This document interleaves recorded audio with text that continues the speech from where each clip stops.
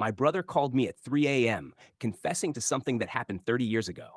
Now our family will never be the same. The phone's shrill ring cut through the silence of my bedroom like a knife through fabric. 3:17 a.m. Nothing good ever comes from a call at that hour. My heart hammered against my ribs as I fumbled for the phone, already imagining hospital rooms and emergency vehicles. Sarah? The voice was barely a whisper, but I recognized it instantly. Michael, my older brother by 3 years, the one who used to build me blanket forts and teach me how to throw a curveball in our backyard. Mike? What's wrong? Are you okay? A long pause. Then a sound I hadn't heard from him since we were children. A sob, raw and broken. I need to tell you something about Emma. Emma, our youngest sister, the baby of the family who died in that car accident 30 years ago when she was just 16 and I was 21. The tragedy that fractured our family like a stone through glass, sending us all spinning into our separate orbits of grief. Mike, it's 3 in the morning. Can't this wait? No. His voice was stronger now, edged with something desperate. I've been carrying this for 30 years, Sarah. 30 years. I can't do it anymore. The cancer, it's got me thinking about what I'll leave behind, and I can't leave behind this lie. Cancer. The word hit me like a physical blow. What cancer? Mike, what are you talking about? Stage 4 pancreatic. Got the diagnosis 2 weeks ago. Sarah, I'm dying, and I need you to know the truth about that night. I sat up in bed, suddenly wide awake, my mind racing. The official story was simple, tragic in its mundane horror. Emma had been driving home from her friend Jessica's house on a rainy October night. She'd taken the curve on Millfield Road too fast, lost control, and wrapped her Honda around an oak tree. Killed instantly, the coroner said. A mercy, in a way. What truth? I whispered. Another long pause. I could hear him breathing, ragged and uneven. She wasn't driving, Sarah. I was. The world tilted.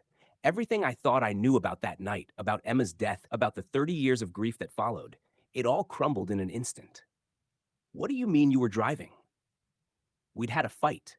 A stupid, meaningless fight about God. I can't even remember what. But Emma was upset, crying, and she'd been drinking at Jessica's party. I found her in the parking lot, keys in her hand, trying to get in her car. I couldn't let her drive like that, so I took the keys. My throat felt like sandpaper. But the police report. I switched places with her after the crash. She was she was unconscious but still breathing when I crawled out of the driver's side. I should have called 911 immediately, but I panicked. I was 24, Sarah. I'd been drinking too. Not as much as Emma, but enough. Enough that I would have lost my job, maybe gone to jail. So I moved her to the driver's seat. The room was spinning now. I gripped the phone so tightly my knuckles went white. She was alive? Emma was alive after the crash. For maybe 10 minutes. I held her hand while we waited for the ambulance. She never woke up, but she was breathing. The paramedics said she probably wouldn't have made it anyway. Too much internal bleeding, head trauma. But Sarah, what if she could have? What if those 10 minutes I spent moving her, making it look like she was driving? What if that was the difference? I couldn't speak, couldn't breathe. 30 years of mourning our reckless little sister, 30 years of our parents' guilt over not taking her keys away, 30 years of what ifs and if onlys, all of it built on a lie. Why? I finally managed. Why are you telling me this now? Because I'm dying, and I can't take this secret with me. Because mom and dad have spent 30 years blaming themselves for not being stricter with Emma. Because you've spent 30 years thinking your little sister was careless and reckless when she was just a kid who made a mistake. Because the truth matters, even when it destroys everything. I thought of our parents, now in their 70s, still visiting Emma's grave every Sunday, still talking about how they should have done more, been more vigilant. Dad had never been the same after Emma died, the guilt eating away at him like acid. You can't tell them, I said. Mike, this will kill them.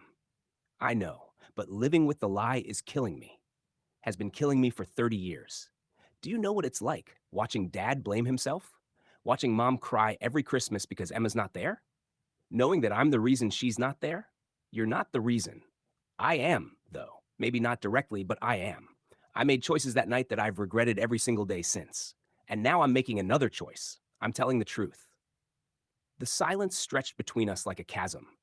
Outside my window, the city was beginning to stir, delivery trucks rumbling past, the first commuters starting their day. Normal people living normal lives, unaware that my world had just imploded. What do you want from me? I asked. I don't know. Forgiveness, maybe? Or just, I needed someone to know. I needed someone in this family to know who I really am. And who are you, Mike? I'm the brother who killed our sister and let everyone believe it was her fault. No. The word came out sharper than I intended. No, that's not who you are. You're the brother who made a terrible mistake when you were young and scared. You're the brother who tried to save Emma from driving drunk. You're the brother who's carried an unbearable burden for 30 years. But I'm also the brother who's been lying to you all for 30 years. He was right, and I hated him for it. But more than that, I hated how much I still loved him. How even now, with this devastating truth between us, he was still my big brother. Still the person who had protected me from playground bullies and taught me how to drive stick shift in the church parking lot. The cancer, I said. How long do you have? 3 months, maybe 6 if I'm lucky. I'm not doing chemo. There's no point. Mike, I've made my peace with dying, Sarah. I made it 30 years ago in that car, holding Emma's hand. I've been living on borrowed time ever since. We talked until sunrise, circling around the truth like moths around a flame. By the time we hung up, we'd made a decision. Or rather, I'd made a decision. The secret would stay between us. Our parents were too old, too fragile. They'd spent 30 years learning to live with their grief. Learning to live with this truth might literally kill them. But the knowledge changed everything. When I visited Mom and Dad that Sunday, watching Dad place fresh flowers on Emma's grave while Mom whispered her weekly apology for not being a better mother, I wanted to scream. When Dad talked about teenage recklessness and the importance of making good choices, his voice heavy with self recrimination, I wanted to tell him it wasn't his fault. It was never his fault. Instead, I stayed silent. I became complicit in the lie that had shaped our family for 3 decades. Mike died 4 months later. True to his word, he fought the cancer just long enough to see his grandson take his first steps. At the funeral, our father gave a eulogy about responsibility and integrity, about the son who had always tried to do the right thing. I sat in the front pew, drowning in irony and grief. The hardest part wasn't the lie itself. It was watching how the truth had transformed Mike in his final months. The confession had lifted some invisible weight from his shoulders. He laughed more easily, hugged more freely. He became, in those last months, the brother I remembered from childhood.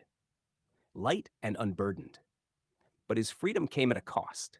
Now I carry the weight.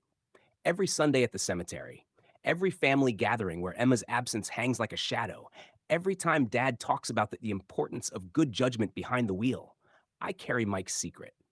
Sometimes I wonder if this is how families really work, not as units bound by blood and love, but as networks of secrets and lies, each of us carrying pieces of truth too heavy for any one person to bear alone. We protect each other not by sharing everything, but by choosing what truths are worth the telling. Emma has been gone for 30 years now, Mike for 6 months. The truth of that October night died with him, officially. But it lives on in me, a secret inheritance I never wanted but can't return. Our family will never be the same, not because of what Mike told me, but because of what I've chosen not to tell. In the end, maybe that's what love is. Not just holding someone's hand in the dark, but holding their secrets too, long after they're gone. The phone doesn't ring at 3 a.m. anymore. The house stays quiet through the night. But sometimes, in those small hours when the world feels thin and permeable, I find myself thinking about that October night 30 years ago, about the weight of truth and the mercy of lies. About a brother who spent his last months learning to forgive himself, and a sister who's still learning to carry the burden he left behind. Some truths, once spoken, can never be taken back. Others, once carried, can never be put down. I think about Emma, not the reckless teenager of family legend, but the scared 16-year-old who made a mistake and paid with her life. I think about Mike, who tried to save her and ended up destroying himself. And I think about the story we tell ourselves about that night, the version that lets our parents sleep at night and remember their children with love instead of recrimination. Maybe the truth isn't always about what actually happened. Maybe sometimes it's about what needs to be believed in order for the people we love to survive. Mike's confession changed everything and nothing. Emma is still gone. Our parents still mourn. But now I understand that grief isn't just about loss. It's about the stories we tell to make that loss bearable. The secret sits in my chest like a stone. Some days it feels unbearably heavy. Other days I barely notice its weight. But it's always there. A reminder that love isn't just about the truths we share, but about the lies we're willing to carry. Our family will never be the same. But then again, maybe it never was what I thought it was in the first place. Maybe that's okay. Maybe that's enough.